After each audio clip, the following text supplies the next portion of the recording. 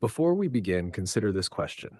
What if the collapse of entire economies wasn't caused by bad leaders, corruption, or foreign enemies, but by a flaw hidden deep within the system itself? And what if economists identified that flaw more than a century ago, yet generation after generation chose to ignore it? Soviet Union, Cuba, Venezuela, Zimbabwe, North Korea, Vietnam before Doi Moi, Cambodia under the Khmer Rouge, Ethiopia under the Derg, Tanzania under Ujamaa, Burma under Ne Win, Yugoslavia before the breakup, Albania under Hoxha, Mozambique, Angola, and Laos. Different continents, different cultures, different decades. Different leaders who all swore they had figured it out. The ending was the same every single time. The common story goes like this. Socialism fails because of corruption, because of American sanctions, because the wrong people were in charge. If only the right leaders had been running things, the system would have worked. That's the comfortable version, the version that lets people keep believing. Here's the uncomfortable truth. It wasn't corruption that killed these economies. Corruption was a symptom. The disease was baked into the operating system from day one. There's a fatal engineering flaw inside every centrally planned economy that makes collapse not just likely, but mathematically inevitable. And the most disturbing part? The man who identified this flaw did it in 1920, years before most of these experiments even began. Every single one of them ignored him. By the end of this video, you'll understand exactly what that flaw is, why no government has ever solved it, and why the pattern may repeat again in your lifetime. The motivation death spiral. Imagine you work in a Soviet shoe factory in 1972. Your quota is 10,000 pairs of shoes per month. Hit it and you get your wage. Miss it and you get trouble. Exceed it, here's where the trap snaps shut. Your quota gets raised next month. So what do? You produce exactly 10,000 pairs, not 10,001. You produce the minimum acceptable output because doing more literally punishes you. Now multiply that calculation across nearly 290 million Soviet citizens, and you begin to understand why the USSR's GDP growth rate fell from roughly 6% annually in the 1950s to effectively zero by the mid-1980s. The entire economy was coasting on the fumes of people doing the bare minimum. This isn't laziness. This is rational human behavior inside a broken incentive structure. Manker Olson identified this phenomenon in his work on institutional decline. When the link between individual effort and individual reward is severed, output collapses. Not immediately, slowly. Like a building whose foundation bolts are being removed one at a time. You don't see the damage for years. Then one Tuesday, the whole thing comes down. And the Soviet Union isn't even the most devastating example. Take Tanzania under Julius Nyerere's Ujamaa program in the 1970s. Nyerere was not a dictator in the traditional sense. He was genuinely beloved, a teacher, a philosopher, a man who wanted collective farming to lift his people out of poverty. Between 1973 and 1977, he forced roughly 11 million Tanzanians into collective villages. Agricultural output didn't just stagnate, it cratered. Tanzania went from being a net food exporter to a nation dependent on foreign food aid within a single decade. Not because the soil changed, not because of drought, but because when you tell a farmer that his harvest belongs to the collective, he stops waking up at dawn with the same urgency. Here's what's chilling about this. Nyerere wasn't evil. He wasn't stealing from his people. He genuinely believed the system would work. And that's the darkest lesson of the incentive death spiral. The intentions of the people running the system are completely irrelevant. The math doesn't care about your motives. Strip away the connection between effort and reward, and human productivity dies. Every time, no exceptions. But the incentive problem, as devastating as it is, isn't even the real killer. The real killer is something far more subtle, something most economics textbooks bury in a footnote, something that makes socialism not just inefficient, but functionally blind: the blindfold economy. In 1920, an Austrian economist named Ludwig von Mises published a paper that should have ended the debate before it started. He called it the economic calculation problem. And to this day, many economists argue that No fully satisfactory solution has been found for centrally planned economies. Here's the core of it. Pay close attention, because this is the insight that changes how you see everything. In a market economy, prices are not just numbers on a tag, they are information. When the price of steel rises, it tells every business on Earth simultaneously, without any memo, without any committee meeting, that steel has become scarcer relative to demand. Factories adjust, builders switch materials, consumers choose products that use less steel. Millions of decisions recalibrate in real time without a single bureaucrat lifting a pen. Now remove prices, remove the market mechanism entirely. Put a central planning board in charge of allocating steel across an entire economy. How does that board decide whether steel should go to a hospital in Minsk or a railway in Vladivostok? Without market prices, it relies on quotas, reports, 5-year plans, and estimates. Mrs. argued that this wasn't merely a computational problem.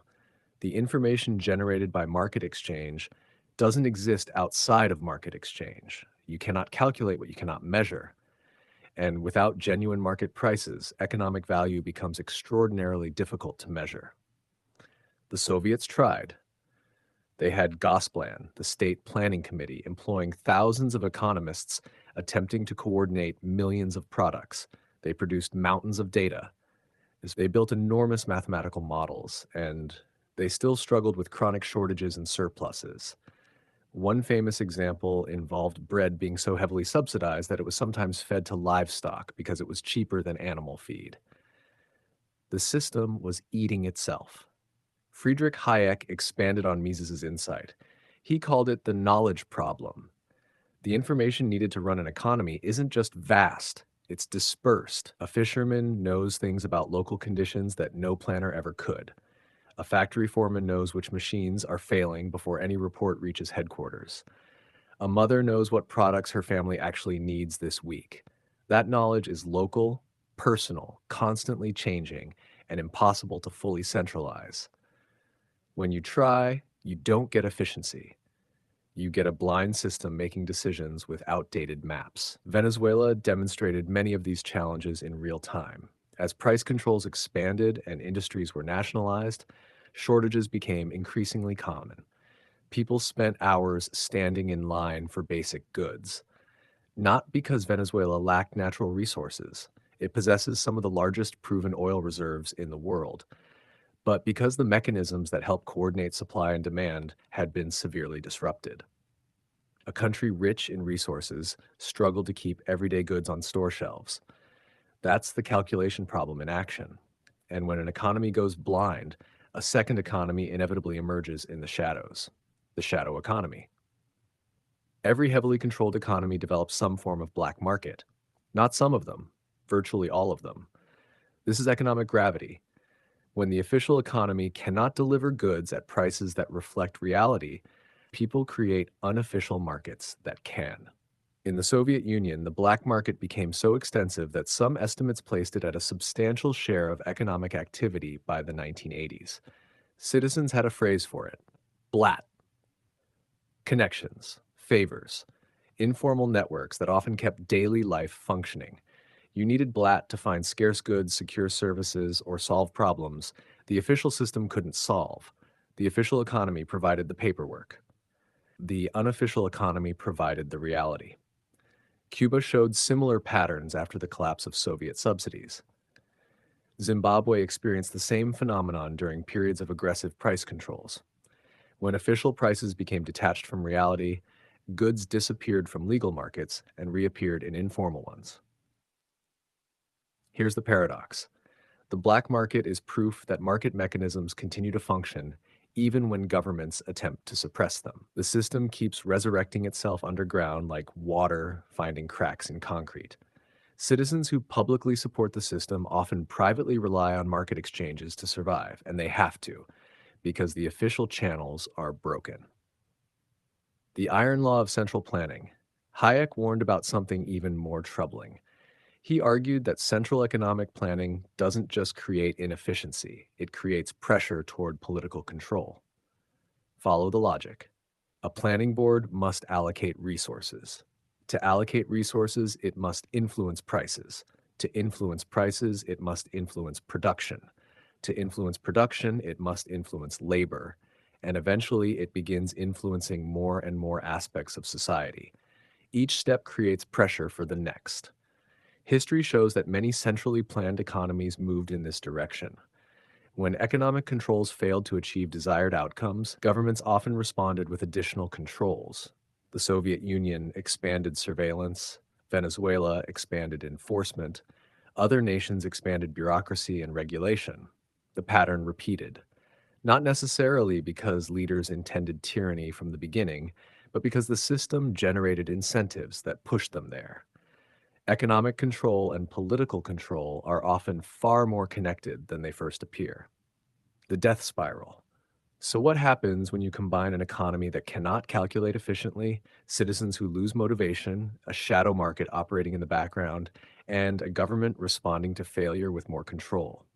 You get the death spiral, and it tends to follow a familiar sequence. Stage one: the state prints money to bridge the gap between promises and production. Officials call inflation temporary. They blame external forces. Stage two: the currency begins losing credibility. Skilled workers, entrepreneurs, and investors start leaving. Stage three: hyperinflation arrives. Money becomes nearly worthless. Savings evaporate. Prices change by the hour. Stage four: people abandon the national currency. Foreign currencies or informal exchange systems take over. Stage five: the regime either reforms or collapses. The Soviet Union collapsed. China reformed. Vietnam reformed. The systems that survived generally moved away from strict central planning while retaining political continuity. The historical pattern. Throughout the 20th century, the same pattern appeared repeatedly. South Korea versus North Korea, West Germany versus East Germany, Chile versus Cuba, similar starting points, radically different outcomes. The variable that changed most consistently was the degree of economic freedom and decentralized decision-making. The pattern is not merely theory. It is written across decades of economic history, in shortages, in inflation, in migration, in lost opportunities, and perhaps most importantly, in the lives of ordinary people. Yet the debate continues. Today, proposals for greater centralized control often appear under new names: industrial policy, strategic planning, resource coordination, different language, similar mechanisms. Every generation believes it possesses better data, better technology, and better intentions than the generation before it. Every generation believes it can succeed where others failed. And every generation faces the same fundamental challenge. Can a small group of planners replace the distributed intelligence of millions of free individuals making voluntary decisions? A century of evidence suggests the answer remains the same. The question is whether people will recognize the pattern when it appears, wearing new clothes, speaking a new language, and promising that this time will be different. Before you leave, remember this. History rarely repeats itself exactly, but it often rhymes loudly enough for anyone willing to listen. The societies that prosper are not the ones that eliminate human nature.